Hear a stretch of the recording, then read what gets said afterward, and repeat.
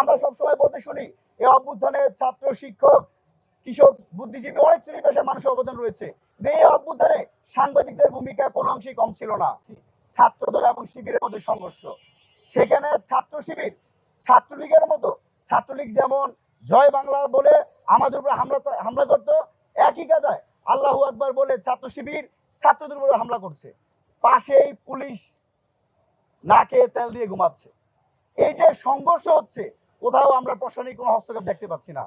তারই ধারাবাহিকতায় গতকালকে ঢাকা বিশ্ববিদ্যালয়ের ছাত্রদল এবং ছাত্র শিবিরের মধ্যে যে একটা সংঘাত তৈরি হয়েছে, বিশেষ করে শাহবাগ থানায় একটি ফেসবুকের একটি পোস্টকে কেন্দ্র করে আমরা দেখতে পেয়েছি রিউমার স্ক্যানার সহ বিভিন্ন যারা ফ্যাক্ট চেকিং প্রতিষ্ঠান আছে তারা বলেছে প্রধানমন্ত্রী তারেক রহমান এবং জাইমা রহমানকে নিয়ে যে অত্যন্ত কুরুচিপূর্ণ একটি পোস্টার করা হয়েছে, সেটা একটি ফেক পোস্টার ছিল, যার নামে অভিযোগ করা হয়েছে, ডাকসুর একজন সদস্যের নামে অভিযুক্ত করা হয়েছে। এটা ফেক হতে পারে, সদস্য প্রার্থী যে ছিল তার বিরুদ্ধে, কিন্তু এখানে আপনার মনে রাখতে হবে একজন কিন্তু এটা পোস্ট করেছে এবং তার প্রোফাইলে আমাদের সহযোদ্ধা শহীদ ওসমান হাদির ছবি দেওয়া আছে। এই যে শহীদ ওসমান হাদির ছবি দিয়ে একজন আরেকজনকে নোংরা ভাষায় কটাক্ষ করা, বাবা এবং মেয়ের সাথে কুরুচিপূর্ণ একটা সম্পর্ক স্থাপন করা, এর মধ্য দিয়ে একটা সংঘাতপূর্ণ রাজনৈতিক প্রেক্ষাপট তৈরি হয়।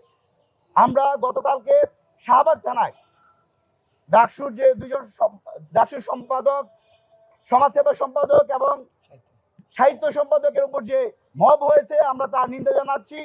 পাশাপাশি ঢাকা বিশ্ববিদ্যালয় সাংবাদিক সমিতির সভাপতি, সাধারণ সম্পাদক সহ কর্মরত 10 জন সাংবাদিক উপর যেই হামলা হয়েছে, আমরা তার তীব্র প্রতিবাদ জানাচ্ছি। আমাদেরকে ভুলে গেলে চলবে না, এই অভ্যুত্থানের সময় যখন শিক্ষার্থীদের উপর ছাত্রলীগ স্টিমুলার চালিয়েছে, তখন কিন্তু এই অভ্যুত্থানের পক্ষে আমাদের সাংবাদিক বন্ধুরা ডাল হয়ে দাঁড়িয়েছিল। আমরা সবসময় বলতে শুনি এই অভ্যুত্থানে ছাত্র, শিক্ষক, কৃষক, বুদ্ধিজীবী অনেক শ্রেণী পেশার মানুষের অবদান রয়েছে। এই অভ্যুত্থানে সাংবাদিকদের ভূমিকা কোনো অংশেই কম ছিল না।